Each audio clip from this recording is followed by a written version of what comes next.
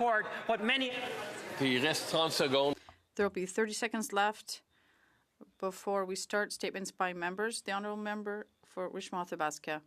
Thank you, Mr. Speaker. I'd like to thank my colleague for his question, because once again, we have the proof that this Liberal government is just doubling and tripling infrastructure. They're just adding more layers of infrastructure. We already have the Canada Infrastructure Bank, which is doing this work. Let's use what we have already and continue to build Canada. Once again, I have to remind members that you have to speak through the chair. But anyway, it is now 2 p.m. There'll be 2 minutes left if the member wishes to continue with questions after. The Honourable Member for Rosemont-la-Petite-Patrie. Mr. Speaker, I'm extremely proud to rise today to congratulate the organization L'Écho des Femmes, which is celebrating its 40th anniversary in Rosemont-la-Petite-Patrie. For 4 decades, this organization has been a pillar of solidarity. It has fought isolation and created social change. It defends rights, offers popular education. It changes lives. And Mr. Speaker, I'd like to congratulate Sylvia Martinez, who's been involved there for 35 years. She's one of the beating hearts of the organization. And she helps people whose voices are not often heard. She cares deeply about justice. And her smiles have left a mark on generations. In a world where there are still too many inequalities, we need more people like Sylvia Martinez. On behalf of everyone in my riding, I'd like to thank the organization, and I would wish them many more years of struggles and victory. West Nepean. Thank you, Mr. Speaker. I rise today to recognize the important work of the Ottawa Stray Cat Rescue. They are a 100% volunteer-run organization that rescues cats in need, cares for them through a network of foster homes, and helps them to find safe, loving families. For those cats too feral for adoption, they own a barn where they can live safely and be fed under a vet's care. Each year, Ottawa Stray Cat Rescue saves over 750 cats. Foster families play an especially important role in helping cats to heal, socialize, and prepare for adoption. Last year, I adopted my own little Coco through Ottawa Stray Cat Rescue. She had been lovingly fostered by Axel and Scarlett, and we are so grateful. I want to thank all the volunteers, foster families, and supporters of Ottawa Stray Cat Rescue for their outstanding service to our community. Thank you, Mr. Speaker. The Honourable Member for Battleford, Lloydminster, Meadow Lake. Mr. Speaker, the Liberals' costly credit card budget reveals a deficit of $65.3 billion. That is more than double Justin Trudeau's deficit, and it is the largest deficit in the history outside of COVID. This inflationary credit card-style spending does not just stay on the books here in Ottawa. It means higher costs, higher taxes, and more debt for Canadians already struggling with affordability. Canadians will now pay $59 billion in debt interest, more than federal health transfers and more than GST revenues. Servicing the debt costs the average family about $3,400 annually. And this spending also shows up on the bills of every Canadian. That is the real impact. While Liberals pat themselves on the back for deficit spending, Canadians are left paying more. Because in the end, there's no such thing as government money, Mr. Speaker. There is only taxpayers' money, and it's Canadians who pay the price. The Honourable Member for St. Catharines. Mr. Speaker, on May 1st, 1876, the city of St. Catharines was incorporated. 150 years ago, the Garden City was born. Over the years, St. Catharines has grown to a vibrant community of nearly 150,000 people. Along the way, we've welcomed communities like Meriton, Louth, Grantham, and Port Dalhousie. And yes, Mr. Speaker, we say that right. Every city has its stories. Generations pass, landmarks change, and memories fade, but one thing remains constant: the land beneath our feet. That's why the celebration's theme is On Common Ground. Our land has supported us and carried us forward.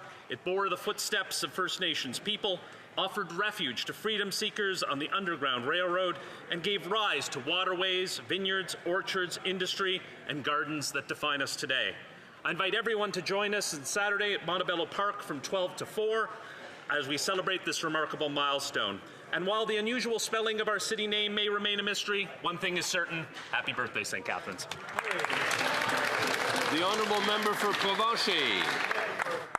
Mr. Speaker, today I congratulate an extraordinary team from Provencher, the Niverville Nighthawks, on capturing the Manitoba Junior Hockey League Championship. In just their fourth season, the Nighthawks achieved a record-setting 51-6-1 regular season and established themselves as one of the most dominant teams in league history. They carried that success through the playoffs, defeating the Verdun Oil Caps to capture the Turnbull Cup and become MJHL champions. The accomplishment is a result of a team effort, highlighted by exceptional individual performances and leadership throughout the organization. Goaltender Austin Dubinsky was named playoff MVP. Captain Adam Vigvason led by example. Mark Boyles was recognized with the top sportsmanship award, while Coach Dwight Hurst was named Coach of the Year. Now they will represent Manitoba at the Centennial Cup in Prince Edward Island, competing against the best Junior 8 teams from across Canada. On behalf of the House, I congratulate the Niverville Nighthawks on their incredible achievement and wish them continued success as they pursue a national championship. Go Nighthawks!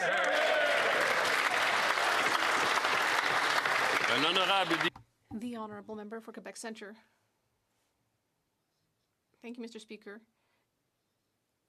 I'd like to congratulate the 250,000 residents of the Greater Quebec City region and Chaudière-Appalaches, who will now be covered by the new Canada Dental Care Plan, which will enable them to save on average $900 a year. And another piece of good news, there has been additional investment from the Government of Canada. Nearly $4 million will enable more dental care in the region of Quebec City. These investments will fund more internships in social dentistry at the Spot Clinic in Quebec City, as well as a new clinic on the south shore of the city. These investments will also enable more internships in private dentistry practices in areas with less dental care. I'd like to congratulate everyone involved on this important increase in care. Member for Calgary Centre.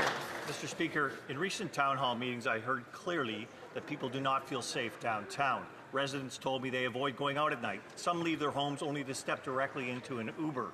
Drug paraphernalia litters our streets, and open drug use is now a common sight on the C train. A Fraser Institute study shows Calgary ranks 27th out of 334 municipalities for property crime. A smashed window can be the final blow for a small business.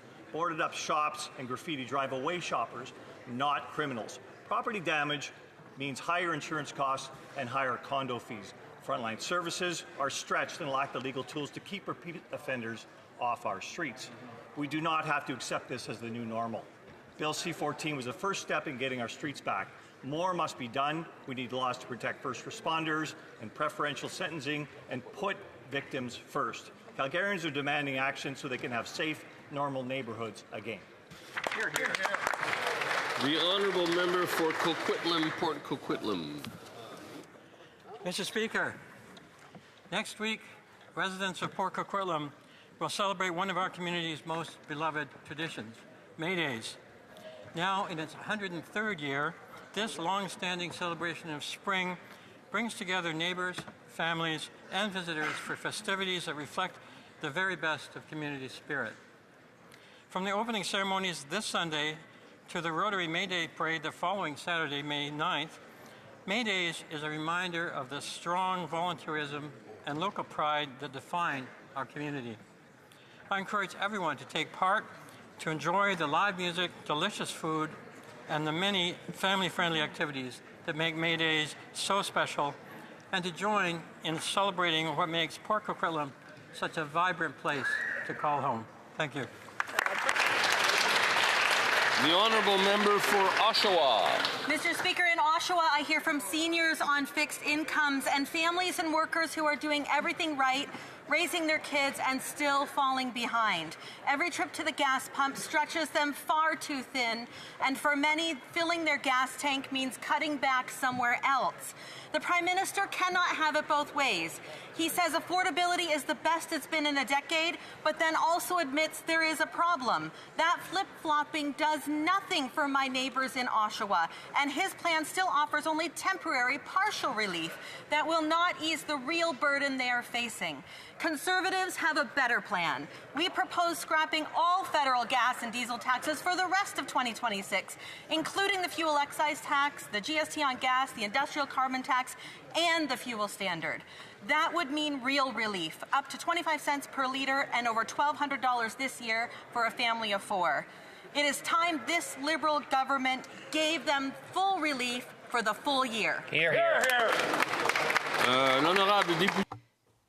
The Honourable Member for Saint-Hyacinthe-Bagot-Acton. Mr. Speaker, on Friday, Guylaine Barré unexpectedly drew her last breath. As the Courrier de Saint-Hyacinthe newspaper said this morning, she was a merchant of happiness. She was a real pillar of the business sector in our region. I was lucky to have my offices in the downtown area right near her shop, Rita Fleuriste, that she had owned for 40 years. She was someone with a lovely personality. She was dynamic with a contagious smile. It would take too long to list all of her good qualities today. She loved flowers, and she was indeed a rose among thorns. I'd like to offer my condolences to her whole family and to the team at her flower shop. And let's be clear, for the past week, her entire community has been in mourning.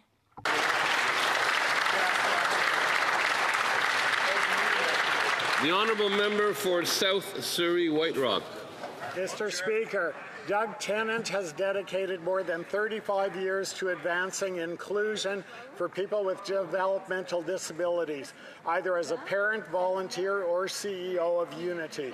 Doug has worked alongside self-advocate leaders to help ensure they have the same rights and opportunities as all Canadians. Doug helped lead innovative housing initiatives, creating communities that provide quality housing for all, including people with disabilities. His leadership has strengthened partnerships in the nonprofit, business, and public sectors. Doug has served as a board member of Unity, the Surrey Board of Trade, the BC CEO Network, and as a founder of the Canadian Business Disability Inclusion Network. He uses his influence to challenge bigotry through initiatives like We Belong Canada. As he retires, Doug plans to continue volunteering to advance inclusion and affordable housing, hopeful that his work helps shape policy, inspire leaders, and build more welcoming communities. Happy retirement, Doug. The Honourable Member for Brantford Brent South Six Nation. Mr. Speaker, Canadians are still getting hammered at the pump, and these Liberals are making it worse. They know Canadians are struggling, and they're still taxing more. Instead of real relief, they offer a gimmick, a third of the relief for a third of the year. Meanwhile, families are paying more for everything because Liberal taxes are driving up the cost of living. This is the reality. Higher fuel costs mean higher grocery bills.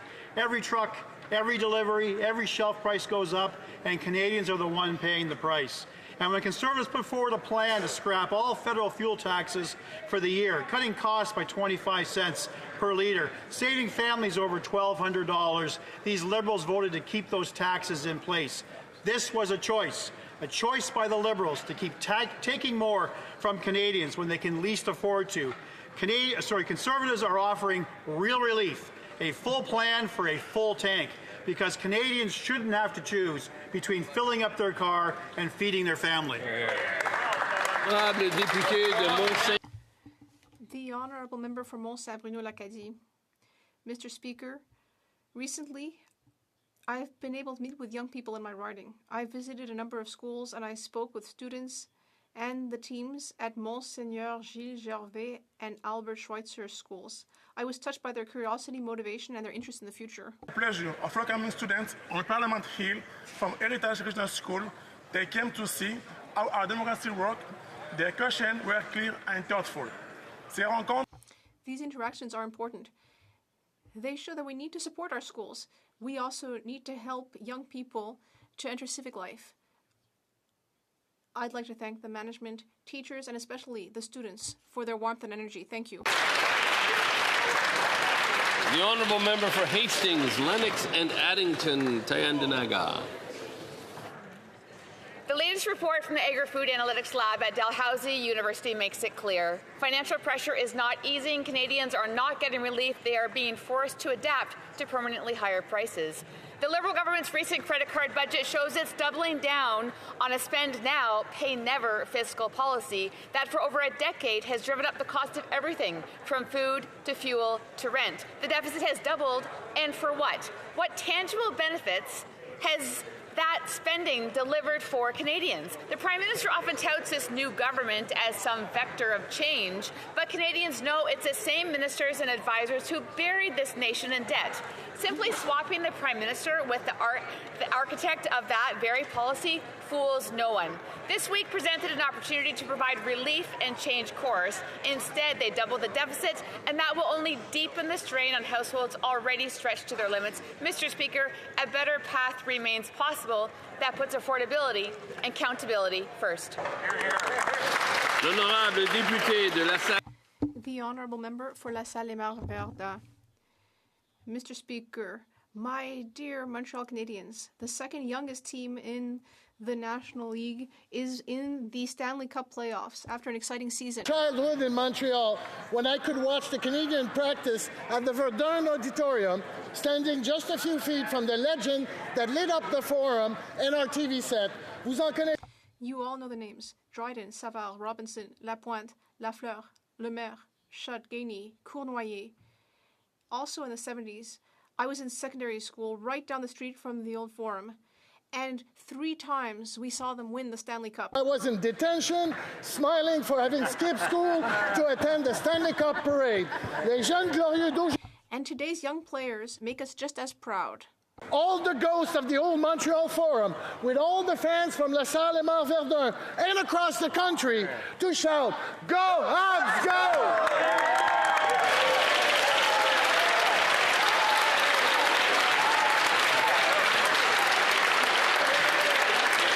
The honourable member for Chilliwack Hope.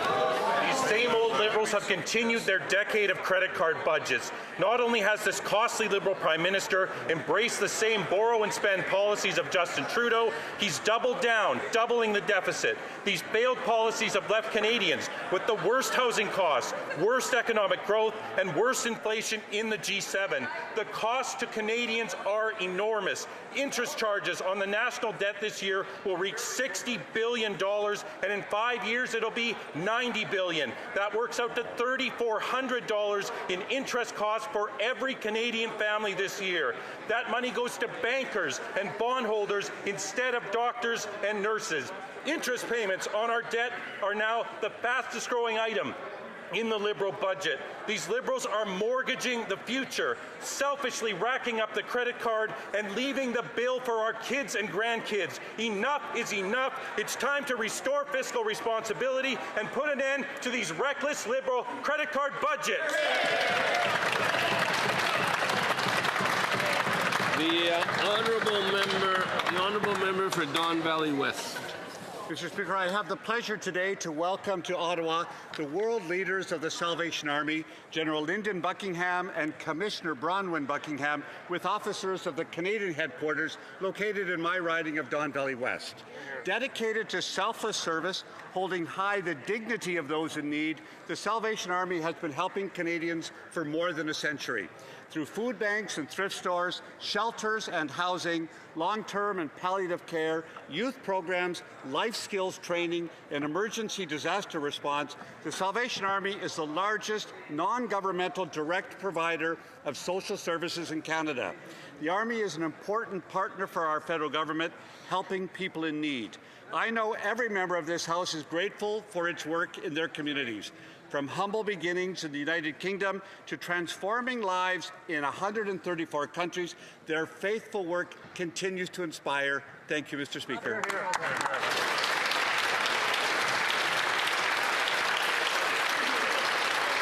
Oral questions, questions orales. The honourable member for Thornhill. This week, our national credit card got quite the workout. $37 billion in new inflationary spending, nearly $1,000 for every Canadian. And who pays? Canadian families forced to max out their own credit cards to buy groceries and pay the rent. And for all of that spending, we still have the highest food inflation in the G7, the highest housing prices, and now we spend more to service the debt than we do on health care to the provinces. Mr. Speaker, when does this government stop tabling reckless credit card budgets so the Canadian families can just afford to get by? That's right. The Honourable Member for Minister for Jobs and Families. Mr. Speaker, if investing in skilled trades workers and opportunities for young people and helping apprentices in the pipeline finish with their red seals is inflationary, unnecessary spending, I guess we see where these guys are going in terms of their support. But let me tell you what the building trades union said yesterday. Sean Strickland, Robert Kucherin, and so many other building trades unions from across the country. They said, go hard, go far, and they're so happy with the investment in workers across this country, and they can't believe the Conservative Party won't get behind them. The Honourable Member for Thornhill. I am glad that that minister improved her self-control this time around, and I'm not surprised that another Trudeau holdover is pretending that everything is fine. The reality is this Liberal government has killed the middle class. It's killed the very workers that it's now purporting to protect. For more than a decade, with higher taxes and inflationary spending, the $37 billion of new spending from the latest credit card budget is only going to make things worse, and everybody knows that. So once again, will they stop the delusion and stop the spending so that Canadians can actually get ahead? The Honourable Minister. Well, I don't know which Canadians she's talking about, Mr. Speaker, but let me talk about some of the hard-working people across the country that are working so hard together to build up this country. People like electricians and plumbers and automotive technicians and crane operators and heavy equipment operators. In fact, many of our sons and daughters all across this country who are getting their skilled trades training but having a hard time getting through. And you know what, Mr. Speaker? We're going to make sure that no one gets left behind. It's more than we can say for these guys. The Honourable Member for Regina Capel. This week's costly budget update shows the Liberals are continuing their decade of credit card budgeting. More costs, more debt, more taxes, just more of the same. It turns out this Prime Minister is not some kind of financial expert. He's just another costly Liberal. His deficit is double Justin Trudeau's. He's forcing Canadians to pay more on interest than on the debt than on health care. And what's the result? They've delivered the worst inflation in 40 years, the worst food price inflation, the only shrinking economy in the G7. So when will this Liberal Prime Minister end his costly credit card budgeting so Canadians can afford to live? The Honourable Secretary of State for Labour. Knows very well that Canada is in the best fiscal position in the G7. But, Mr. Speaker, yesterday in question period, I didn't hear the Conservatives mention the word workers once. So let's hear from workers directly. Let's hear from Colin Daniels, who represents Saskatchewan Building Trades and is one of the member of the mighty iron workers, Mr. Speaker. What Colin Daniels says is this is a historic announcement from the Liberal government supporting apprentices and iron worker training centres through investments like UTIP. This is a critical part in delivering Canada's historic level of infrastructure investment. These are nation-building projects, depend on a strong, skilled workforce. The Honourable Member for Regina Capel. Workers are tired of seeing their paychecks devalued by Liberal inflation, Mr. Speaker. That's what workers are saying across this country. But after nearly a decade of this costly Liberal government, Canadians are maxed out while this Prime Minister has maxed out the country's credit card. If we want to play the quote game, don't take my word for it. Even the Globe and Mail wrote, quote, the Trudeau government did all sorts of things that steadily made matters worse, fiscally and economically speaking. The new Prime Minister's government will do almost nothing to make them better. So again, will these Liberals stop with the credit card budgeting so that Canadians can afford to live? The Honourable Minister of Housing and Infrastructure. Thank you, Mr. Speaker. Mr. Speaker, our spring economic update is making very smart investments and making life more affordable for Canadians. The opposition doesn't seem to ever want to talk about affordable housing and the success that we are having, bringing rents down for 18 months in a row. And in this update, we're seeing up to 100,000 Canadian workers that are going to help build the affordable housing for the decades to come. Make sure life is more affordable, especially for young Canadians looking for that first-time home buyer's tax break and the ability to have a career building homes for Canadians. Thank you. The Honourable Member for Charlesbourg, Haute-Saint-Charles. Mr. Speaker, during the 2025 election campaign, the Prime Minister portrayed himself as a rigorous economist. But today, Emmanuel Latraverse of the Journal de Montréal makes it clear that he's really more of a liberal politician than an economist. Why? Because in his economic update, he's increasing spending, has no plan to balance the budget, and is saddling us with deficits for many years to come. An economist, however, would have enforced discipline. He, on the other hand, is multiplying programs and putting off difficult decisions. Why is the Prime Minister acting like a profligate liberal rather than the serious fiscal steward he presented himself as? The Honourable Minister of Industry. Well, I'm really flabbergasted that the Conservatives don't seem to take the tariff war seriously. So we're dealing with the American issue, and we're also working to build a strong economy. We're protecting our social safety, and our deficit is $11 billion lower than forecasted. We're here to support Canadians. And we have the second fastest economic growth in the G7. Also, we have the best, strongest fiscal situation in the G7. Haute-Saint-Charles. The Honourable Member for Charlesbourg, Haute-Saint-Charles. Well, I'm proud to make the minister flabbergasted, but you know what's flabbergasting and shocking is that nothing's been fixed. The tariffs are still in place. They've actually been increased recently on steel. And, you know, with this Prime Minister's economic update, it's just a budget that continues to spend and spend with no real solutions to fix the problems we're experiencing right now. Can the minister give a real, significant answer? The Honourable Minister. Well, the real solutions are very obvious. We have created many jobs in the past 6 months, more than the Conservatives created. Also, we maintained the second strongest economic growth in the G7, and we have the strongest fiscal situation in the G7. That said, we know that Canadians need help. We know that gas prices have increased. We know that groceries are still too expensive. That's why we have our social safety net, and that's why we're here to help Canadians from coast to coast to coast.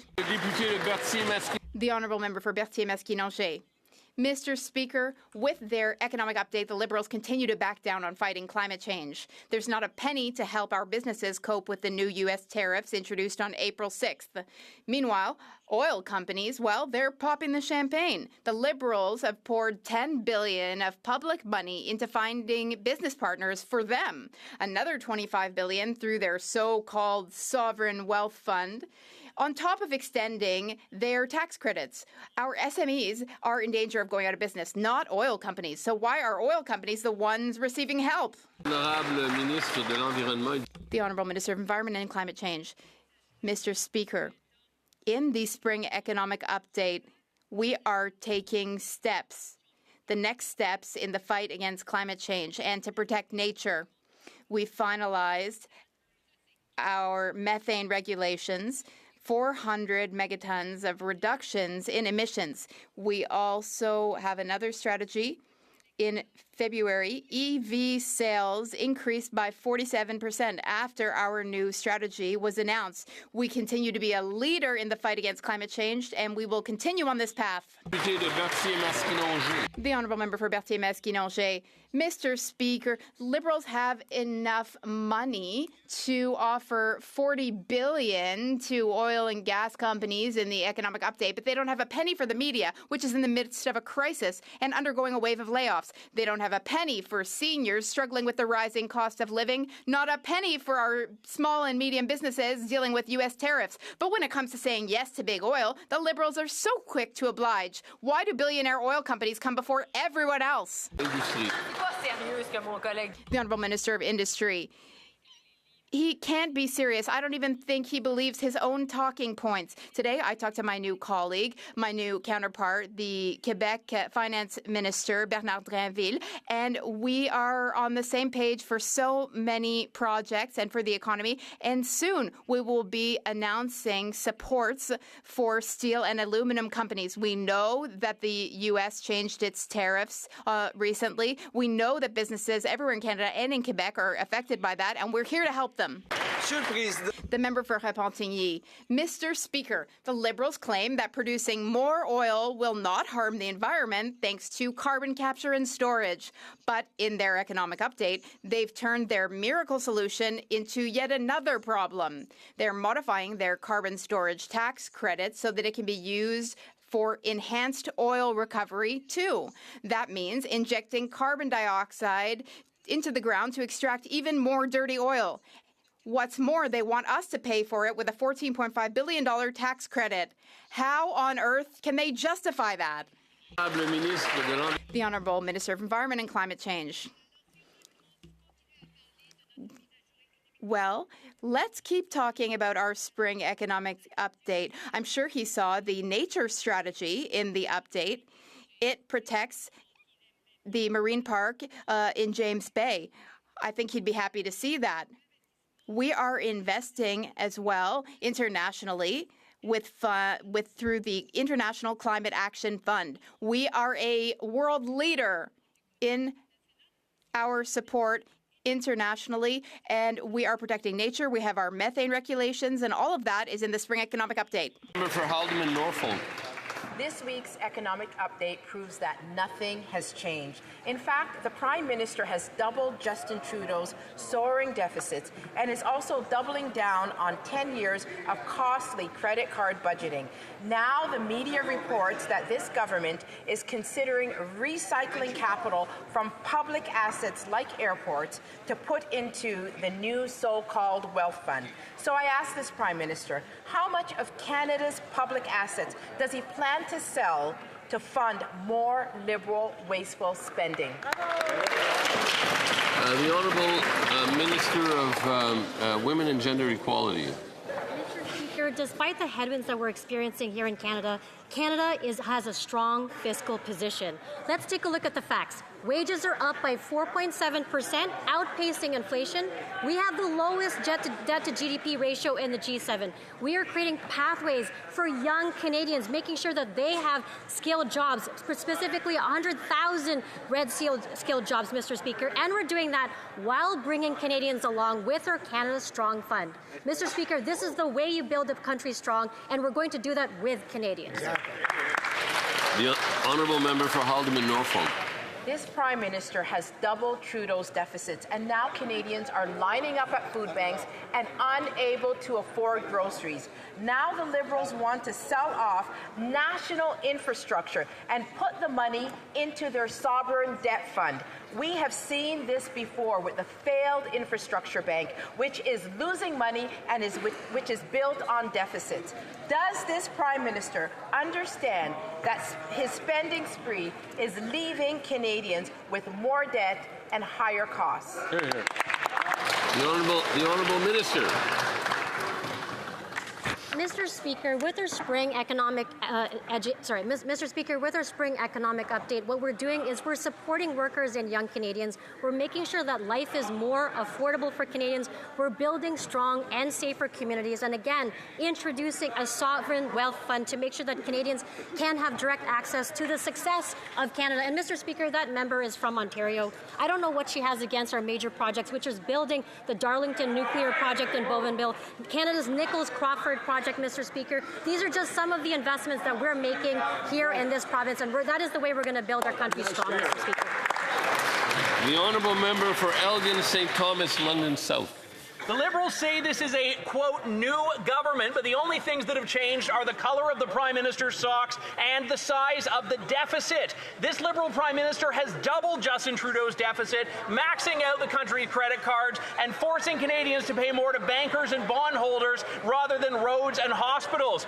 Even the Globe and Mail sees through this, saying, quote, it's clear the Liberals have no intention of changing their high-spending ways. Maybe that's why the Liberals are sending more money to the media in their fiscal update. update. Why is this costly Liberal government pretending that new means improved? The Honourable Secretary of State for Financial Institutions. Mr. Speaker, while that party doubles down in offering nothing for Canadians, we're going to build the strongest economy in the G7. We just tabled the Spring Economic Update, which confirms we have the strongest fiscal position in the G7. We also announced, Mr. Speaker, the Sovereign Wealth Fund, which will spark massive investment in our country, a fund by Canada for Canadians. Time for that party to get off the sidelines, help us to build Canada strong. Thank you, Mr. Speaker. The Honourable Member for Elgin St. Thomas, London South. Mr. Speaker, I wish that member were laser focused on answering a question for once. This budget proves nothing has changed. Same Liberal excuses, same Liberal spending addiction, same Liberal credit card, just with a much higher limit. Canadians are paying more for groceries, more for rent, more in taxes, while this Prime Minister doubles down on the same failed borrow and spend policies that gave Canada the worst inflation in 40 years. Simple question, why should Canadians be forced to make the credit card payments for this Prime Minister's reckless spending? The Honourable Secretary of State. Mr. Speaker, he may say same answers, but they hand the same question around from member to member. We're focused on building the strongest economy in the G7, Mr. Speaker. We're focused on affordability, making life more affordable for Canadians. At home, we're cutting taxes. We just launched the Groceries and Essentials benefit. We just cut the federal excise tax on fuel combined with the carbon tax cut. That's 28 cents. Our Spring Economic Update confirms our fiscal position is strong. We have the leader to build Canada strong. They have a leader who's never worked a day outside of this House. Thank you, Mr. Speaker. The Honourable Member for Lethbridge. Liberals promised a quote-unquote new government, but we do in fact see more of the same. We see more costly spending, more taxes, and ultimately more prices to pay for Canadians. Whether it's the grocery store or the gas at the pumps or their mortgages that they're trying to pay month to month, Canadians are struggling to make ends meet because of the costly policies of this government. The only thing that these costly Liberals seem to be interested in balancing, of course, is their political spin, which is exactly what we're seeing today.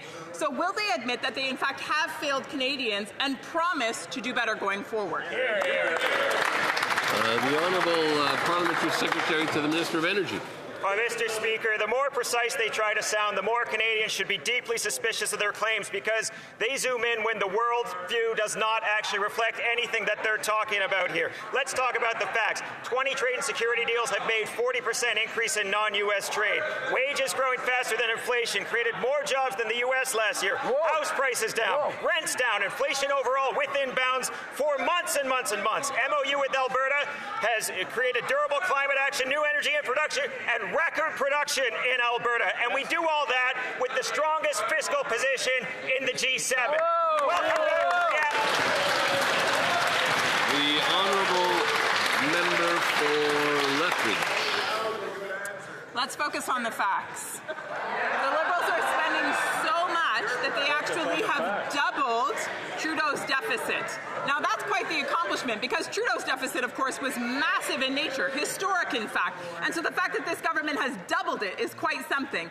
Now the reason why this matters so much is not because they spent so much money, but because they did it and incurred debt. And that debt lands on the backs of Canadians, whether it's families or seniors or students who are doing their very best to make ends meet. This government can do something about it. So why do they insist on being an incredibly costly, ineffective, Liberal government? The Honourable Parliamentary Secretary. Mr. Speaker, I'm happy to run through the list again. I'm not sure they'd be so happy to hear it, but let's talk about this. In a time where we've got global strife, we've got wars in Iran and Ukraine, in a time where we've got trade wars with the United States, Canada is standing at the top of the pack. We are number 2 in economic growth in the G7. We have the strongest fiscal position in the G7. We are investing in families, we're investing in communities, and there is so much that we need to do, and we are just getting started, and we do welcome the members opposite to get on board with us all. The Honourable Member for Yorkton Melville. This costly credit card budget means more debt, more costs, more spending, more taxes, more of the same. Out-of-control deficits are taking the breath away from working Canadians with $407 billion in interest over the next 6 years. Nothing's changed, and nothing will change for the future of today's 18-year-old first-time voters if this government is not stopped dead in its tracks. By 2031, they are the workforce, facing an additional $462 billion in national debt. What have Canadians gained from the Liberals doubling Trudeau's deficit and charging the next generation with their credit card budgeting? We're going to wait. We're going to wait before we get going with it. We're going to wait. We're going to wait till everybody till everybody calms down before the action. The Honourable Secretary of State for Rural Development. No, thank you very much, Mr. Speaker. I want to point out, Mr. Speaker, as a result of the spring economic update, we paid... No, we haven't calmed down. We haven't calmed down. I'm a... Give him the picture book. Yeah. I don't understand.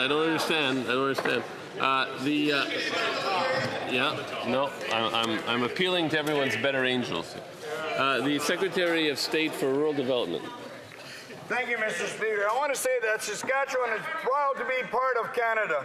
And Canadians know that Saskatchewan offers much: oil, gas, potash, gold, uranium, copper, people, energy, and ideas, Mr. Speaker. Now we know that we can all build Canada together, Mr. Speaker. I remind Canadians not to compare us to perfection, but compare us to the other guys.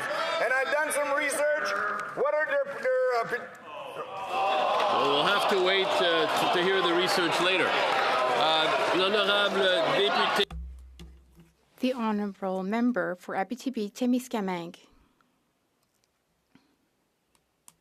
L'honorable député d'Abitibi-Témiscamingue. The Honourable Member for Abitibi-Témiscamingue. Mr. Speaker, for months the Liberals have been insisting that there is no problem with the QRAM software. They say it's not true that retirees are struggling to get their old age security payments. They say it's not true that there are cost overruns. And of course, there's no need for an inquiry, right? Well, here's a plot twist. In the economic update, the Liberals are adding $451 million to QRAM. We have to stop here because there's too much noise up here near me. There's not as much noise where you are. Please, let's let the Honourable Member start over. Thank you, Mr. Speaker. Can I start a third time? From the start, sure. Mr. Speaker, for months, the Liberals have been insisting that there is no problem with the QRAM software. They keep saying it's not true that retirees are struggling to get their old age security payments. They say it's not true that there are cost overruns, and of course there's no need for an inquiry, right? Well, here's a plot twist. In their economic update, the Liberals are adding $451 million for QRAM and the Revenue Agency. $451 million, and I quote, to ensure that seniors receive accurate benefits in a timely manner. If there's no problem with QRAM, what's all that money for? Ministre de l'Emploi et des Familles. Merci, Monsieur le Président. Les Canadiens s'attendent à ce que leur gouvernement leur verse leurs prestations de manière fiable. La modernisation du système est l'un des moyens les plus importants dont nous disposons pour protéger la prestation dont dépendent les Canadiens. Le député d'en face préférait que le Canadien utilise... Translation, is that true? No, there was no translation? Okay, could the minister... There was no translation. So if the minister could start from the top.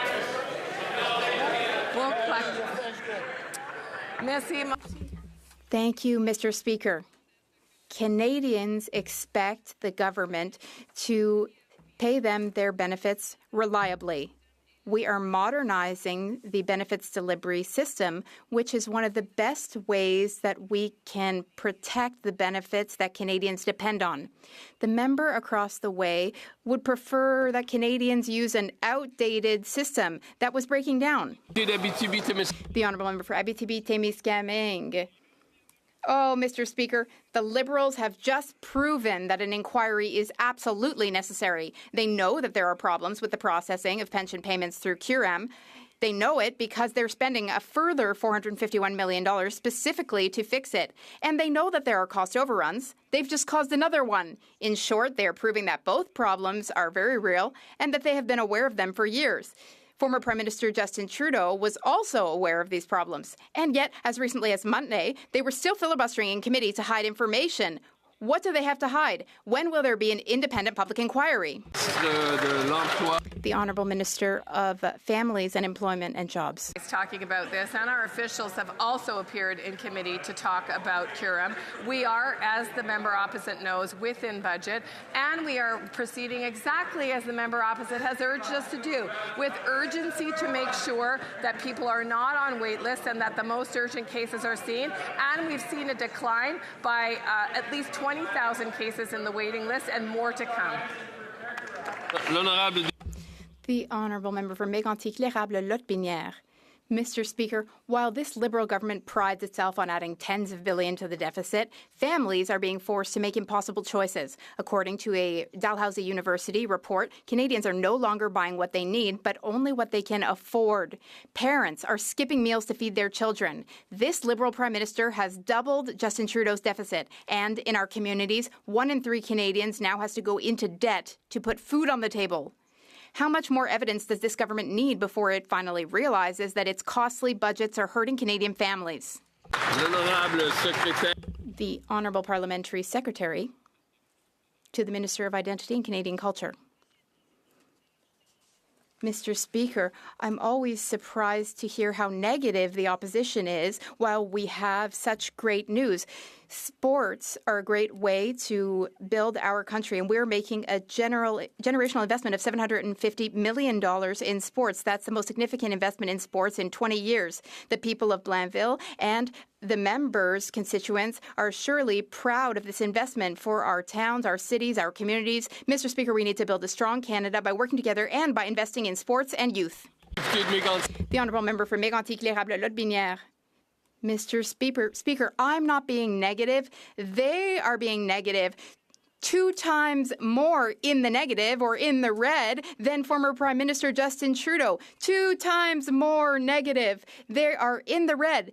Meanwhile, they give us these absurd answers. I'm talking to them about families that can't feed themselves, and they're telling me about yet another program they're setting up that will cost even more money and worsen inflation. Mr. Speaker, I have nothing against sports. I have nothing against investing in sports.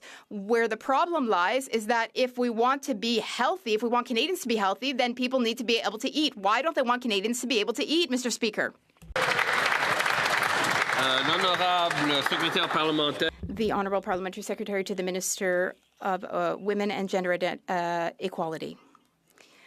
I'm proud to represent 110,000 people in Rosemont-Hochelaga Est. And soon, on June 5th, millions of people will benefit from the Groceries and Essentials benefit. 1/3 of my constituents will receive that benefit. The Conservatives voted against the National School Food Program in Hochelaga. That program is essential to ensure that young people succeed. The Honourable Member for Côte-du-Sud, Rivière-du-Loup, Katiskaming-Témiscouata. Mr. Speaker, after 10 years of Liberal government, it's the same old story. More spending, more debt, higher taxes, soaring cost of living. This economic update proves that nothing has changed. This Liberal Prime Minister is pursuing the same policies as his predecessor, deficits and rampant spending. This Prime Minister even doubled the deficit, unlike what the Minister just told us. It defies all logic. The Globe and Mail reports that the Liberals have no intention of curbing our economic decline. When will this Liberal Prime Minister finally realize that we still have these costly Trudeau-era policies and that we're headed for disaster? The Honourable Secretary of State for Nature. We are supporting families. We're supporting young people. We're supporting seniors. That's what we're doing. If we run a deficit, it's not for spending, it's to invest. We are investing today, now, in young people, in families. We're also investing now so that 10 years, 20 years down the line, 50 years down the line, we will still be a strong nation. That's what it means to build Canada strong, and that is what we are doing, Mr. Speaker. The Honourable Member for Côte-du-Sud, Dulu-Katiskaming-Témiscouata. my colleagues' remarks make it abundantly clear the Liberals are completely out of touch with the reality faced by Canadians. Families are cutting back on grocery, young people are giving up the idea of buying a home, and seniors are having to keep working just to keep getting by. Yet this government keeps spending recklessly while patting itself on the back as if money grew on trees. Will this Prime Minister finally admit that it's been the same thing for the past 10 years, and he's just another costly Liberal? The Honourable Parliamentary Secretary. I'm not sure who's not in touch with reality. When you have the best fiscal position in the G7 and you're in the midst of a trade war, and with all the issue we have on affordability, it's time to invest in Canadians. It's time to help our young people to get good jobs in the future and to have big projects where they can work. Thank you, Mr. Speaker. The Honourable Member for Richmond-Arthabaska. Thank you, Mr. Speaker. By doubling the deficit projected by the former Prime Minister, the Liberals are squandering money by running up a credit card that future generations, including students from Richmond who are here on the Hill today, will have to pay off. In their economic update, the Curum scandal is back. The Liberals are adding another $500 million on top of the $5 billion cost overrun. Every dollar wasted today means more debt for future generations. The Liberals have already spent $6.6 billion on a system that doesn't work. Mr. Speaker, what is the limit on this Liberal credit card? The Honourable Minister of National Defence. Mr. Speaker, they're against everything. They're against the defence industry, against security, which generates annual revenue of $14 billion. They're against creating 81,000 jobs and indirect jobs as well. Sorry. Yeah, no. The member for York Centre is impeding my ability to understand the minister. So, well, the minister. Not from the top, but the minister may continue. Thank you, Mr. Speaker. Let's talk about jobs. 300,000 jobs for the CAF and a 9,000 extra. And for search and rescue, 8,000 jobs. Modernization of logistic vehicles, and other thousands of jobs. The list goes on, but we're just getting started. The Honourable Member for South Shore St. Margaret's. Mr. Speaker, in my riding of South Shore St. Margaret's, small craft harbours are the lifeblood of our community. These harbours, they drive our economy and are embedded in our culture. The fisheries from the wharves have fed the world levels of infrastructure. Can the Minister of Fisheries tell us in this House how, in our spring economic statement, how we are building Canada strong? Minister of Fisheries and Oceans. Speaker, I want to thank my colleague for her tireless advocacy for our harbours and fisheries. Small craft harbours are more than infrastructure. They are the foundation of our coastal communities and drive thousands of jobs in the fisheries and seafood sector. And that's why in our spring economic update, almost $1 billion in new investment to repair and strengthen vital harbours. We are investing in small craft harbours to invest in the people who rely on them. The Honourable Member for Richmond Hill South. This week's costly Liberal budget update confirms what Canadians already feel at the checkout. This costly credit card budget means more debt, more costs, more spending, more taxes, more of the same. Nothing has changed because this Liberal Prime Minister is just another costly Liberal, and he has doubled Trudeau's deficit. According to the latest Food Sentiment Index report, Canadians are now choosing food based on price, not nutrition, cutting back just to survive while nearly 10 million Canadians face food insecurity. How many more warning lights have to flash before the Liberals stop swiping the national credit card and finally make food more affordable for Canadians? The Honourable Minister of National Defence. Let's give them more. 5 Wing Goose Bay, expected to create tens of thousands of jobs, $8 billion. Baie du Nord, thousands of jobs, $14 billion. Mercy River Wind Project, 200 construction jobs, $500 million. Nova Scotia, New Brunswick intertie, 600 jobs, $685 million. Port of Montreal Contrecoeur, 8,000 jobs, $1.2 billion. Nouveau Monde Graphite, 1,000 jobs, $1.8 billion. Mr. Speaker, this is a long list. Instead of obstructing, get on board. Help us build Canada.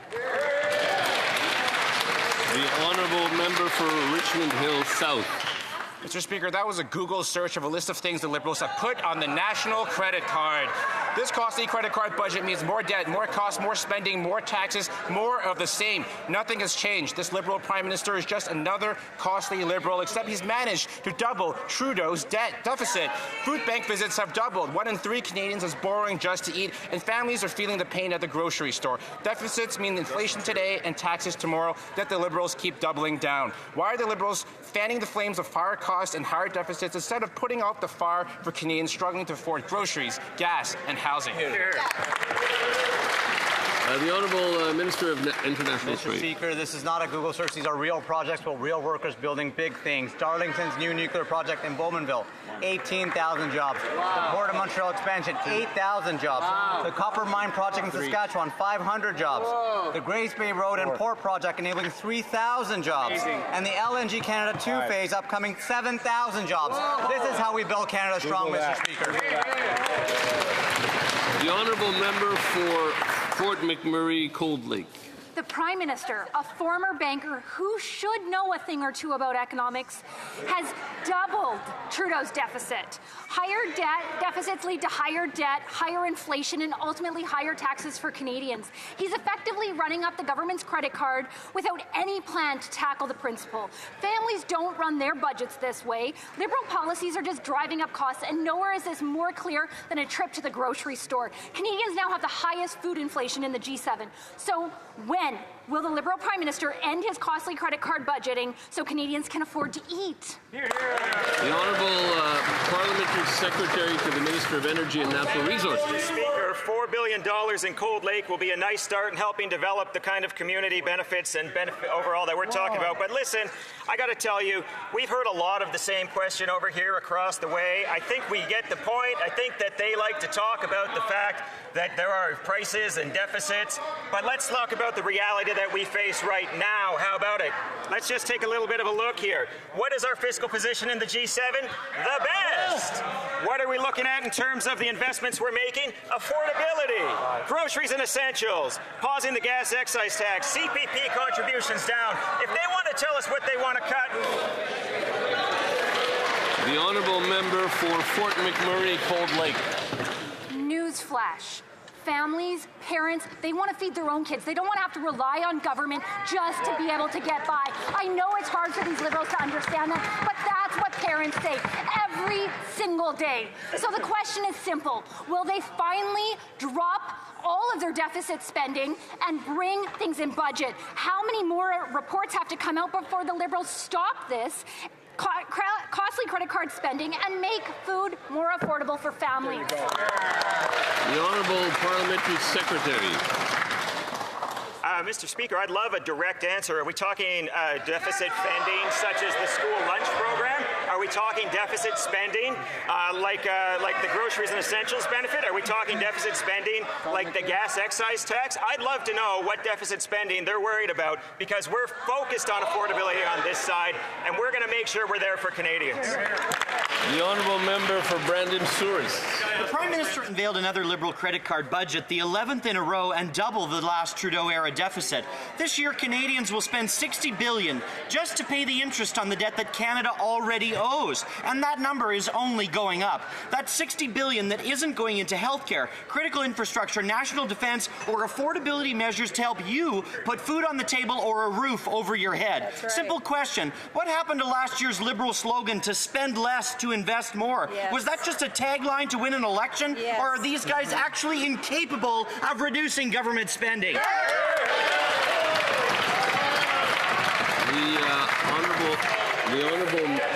The Honourable Minister for Northern and Arctic Affairs. Mr. Speaker, I don't know who that what Manitoba MPs talking to, but when you look at what we're doing here, up to 100,000 new Red Seal workers, Port of Churchill plus moving forward, critical mineral jobs in Thompson, stronger trade corridors for Manitoba. So I asked the member opposite, what exactly are you against? Are you against good jobs, stronger supply? Through the chair, please. Through the chair. Through the chair. The member may continue. So what's the member opposite against? Good jobs, supply chains, Manitoba becoming a global gateway? I don't understand what he's against, Mr. Speaker. He needs to get on board. The honourable member for Brandon-Souris.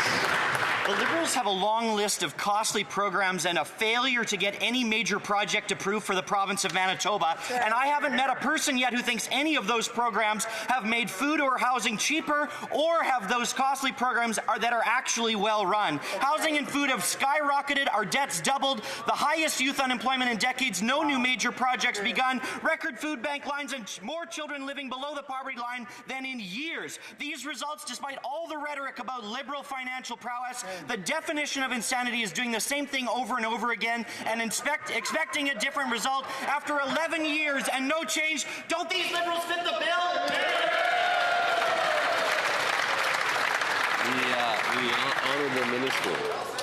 Mr. Speaker, like I said, Canadians sent this new Liberal government here to get things done, and that's exactly what we're doing. Canadians in Conservative ridings want to see us working together. They don't want excuses. They don't want slogans. They want results.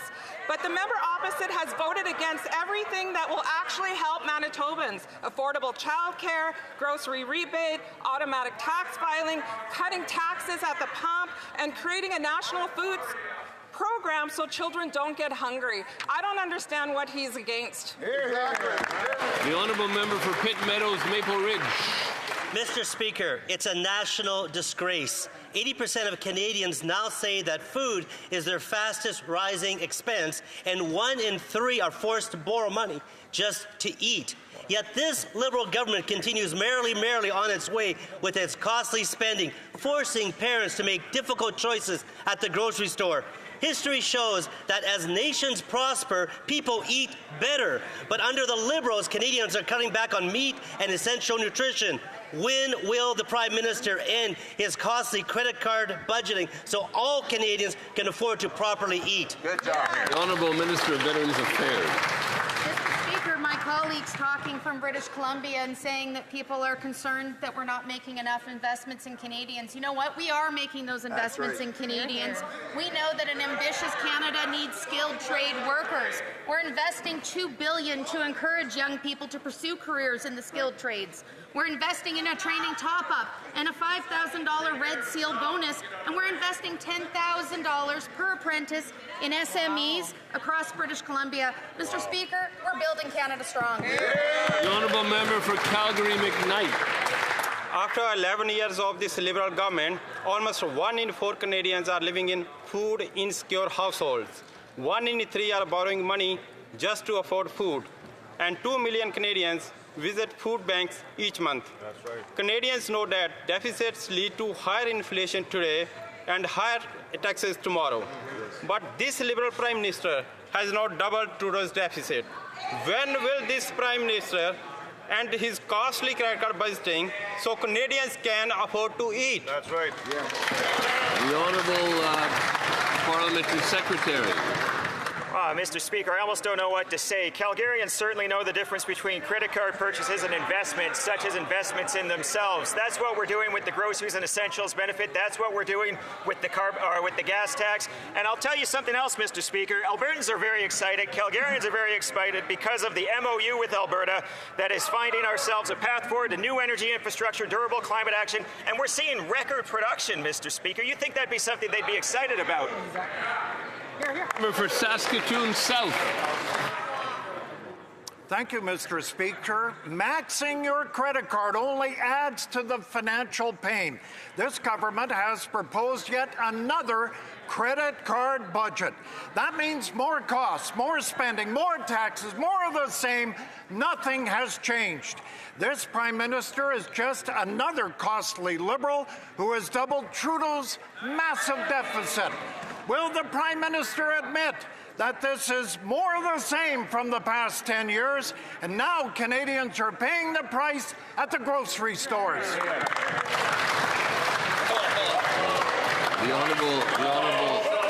Honourable Secretary of State for Rural Development. Speaker, I ask Canadians to not compare this government, this new government, to perfection, but compare us to the opposition, Mr. Speaker. Our Prime Minister and our government have the ability, the credibility and capability to build this country up, Mr. Speaker, and Saskatchewan is in. So I check on the reference of comparison. I checked what the Saskatchewan Conservative MPs have done. Year 1, nothing. Year 2, nothing. Year 3, nothing. Year 4, nothing. Year 5, nothing. Year 6, nothing. Year 7, nothing.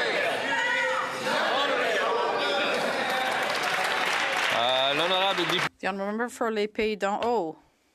Mr. Speaker, this week we've had good news. The spring economic update could not have come at a better time. Our economy is being affected by global insecurity and trade tensions. Canadians need a government that has a plan to protect them while defending our economy.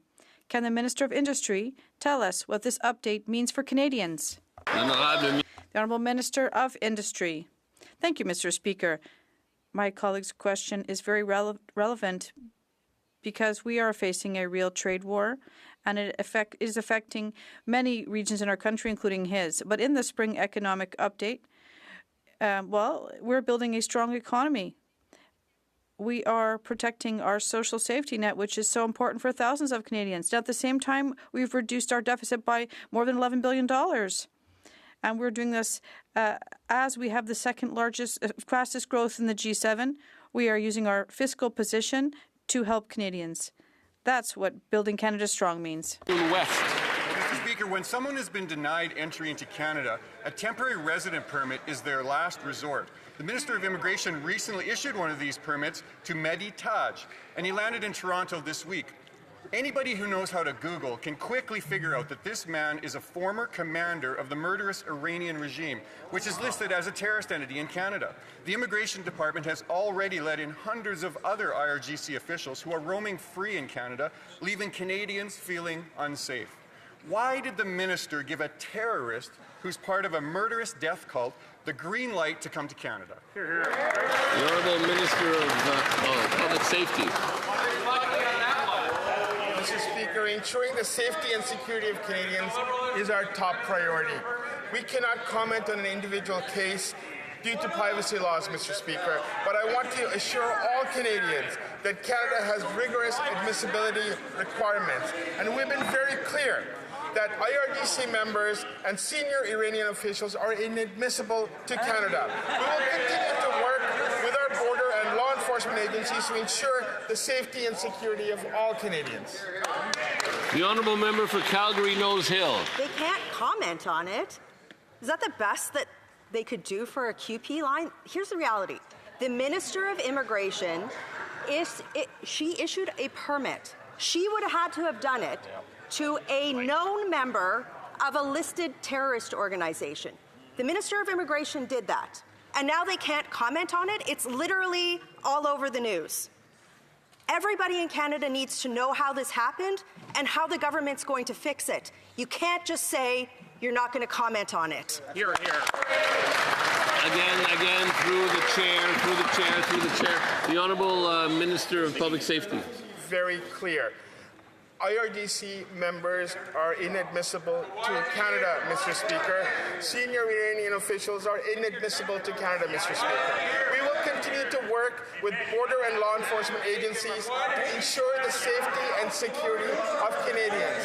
Having said that, I'm unable to comment on one particular case, Mr. Speaker. For Calgary-Nose Hill. They're not even letting the immigration minister take the answer to a question that is directly in the purview of her department. And here's what happened, Mr. Speaker. At some point, the Minister of Immigration went, gee, yeah, it's totally in the best interest for Canada to have a member of a listed terrorist organization, an actual terrorist, get a special permit to land in this country. The only reason why they caught it was because of an independent journalist organization. She needs to get up and explain to Canadians how she let this happen. The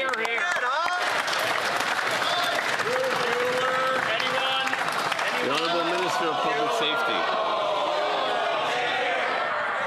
Mr. Speaker, let me once again repeat what I've said already.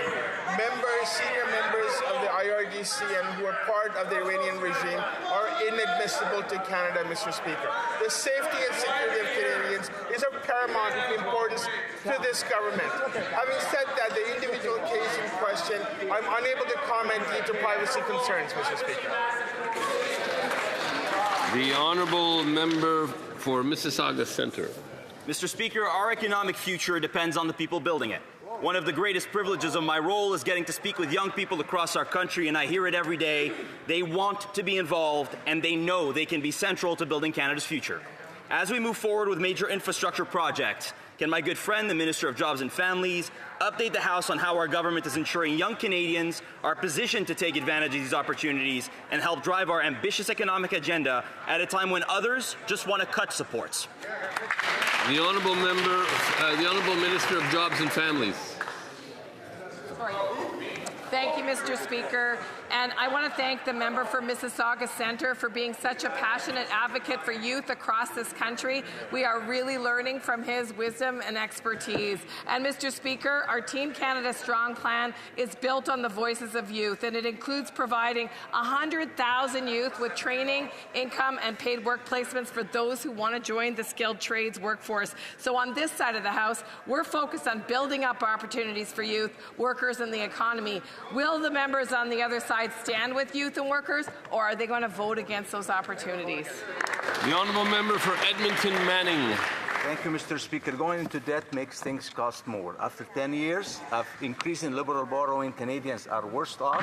60% of Albertans said it's difficult to meet monthly expenses. The Liberals spend, and taxes go up, and Canadians cannot afford to buy groceries. Can the Liberal Prime Minister not see this? His policies are making things worse for Canadians? That's right. The Honourable Government House Leader. Mr. Speaker, I want to thank my honourable friend. A lot of respect for that Member of Parliament, but I would observe, Mr. Speaker, that once again, 32, 33 straight questions, all the same questions, written right off of the desk of the Leader of the Opposition. I do have to ask the Opposition, is this the best that Canadians deserve, but to have scripted questions from the Leader of the Opposition times 33 here in question period, or should they be asking something more pertinent and relevant to their daily lives? The Honourable Member for Rosemount. The Honourable Member for Rosemount La Petite Patrie. Mr. Speaker, the tragic accident. One moment, please. The Honourable Member for Rosemount La Petite Patrie. Mr. Speaker, the tragic accident at LaGuardia Airport, which cost the lives of 2 pilots, reminds us that emergency situations can happen on airport runways. What is less known is that our airport capabilities in the event of an aircraft fire do not meet the international standards set by the ACAO. For example, airport firefighters are not required to rescue passengers, and with only one firefighter per truck, they lack the capacity to do so. Will the Liberals comply with Motion 96 adopted by this House and with the ICAO's international standards to ensure passenger safety in the event of an accident? The Honourable Minister of Transportation.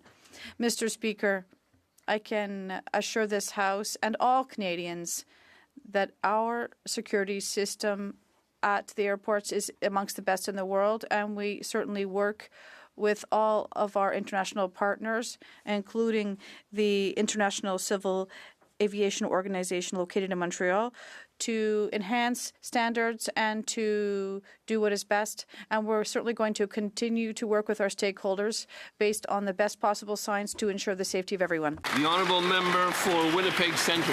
Mr. Speaker, the Liberal Spring Economic Update lines corporate pockets while cutting life-saving addiction and mental health program funding.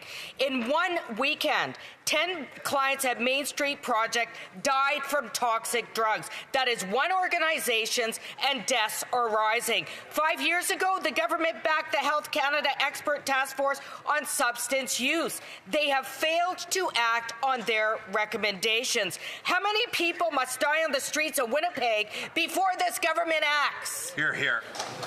The Honourable Parliamentary Secretary to the Minister of Health. Thank you, Mr. Speaker. I thank my colleague for that very important question. Of course, our hearts goes out to families who are impacted by this very sad public health crisis. That's why our government believes we must use every tool possible in our toolbox to protect the public health and public safety of Canadians. And we've expanded treatment, supporting community-based prevention, working with provinces and territories to make sure that we have the support that we need for in each community. And we'll continue to stand with the communities that are impacted. Thank you, Mr. Speaker.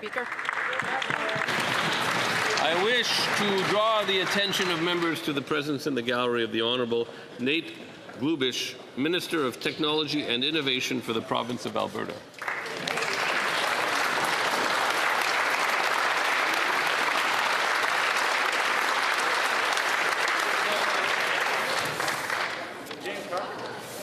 And we'll give it a minute or two, or not a minute or two, but a half minute. Who's asking the question? What's his writing?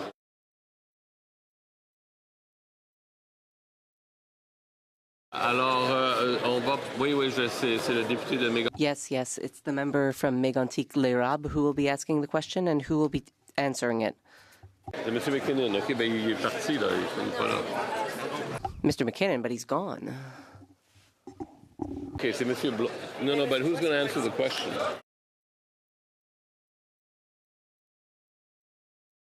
J'étais inquiet, là, pour un instant. Alors, je crois que l'honorable... I believe the honourable member for Mégantic-L'Érable-Lobinière has a question to ask the government House Leader.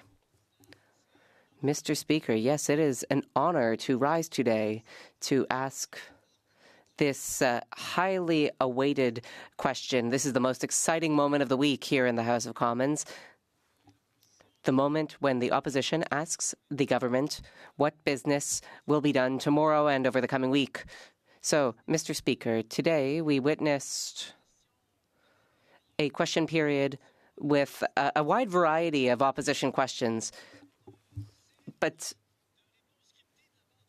we only received in return scripted answers from the Prime Minister's office, 41 scripted answers. And that got me worried. Given the new reality of the House of Commons, where 4 committees have just gone in camera, I am worried that the government House Leader will announce that the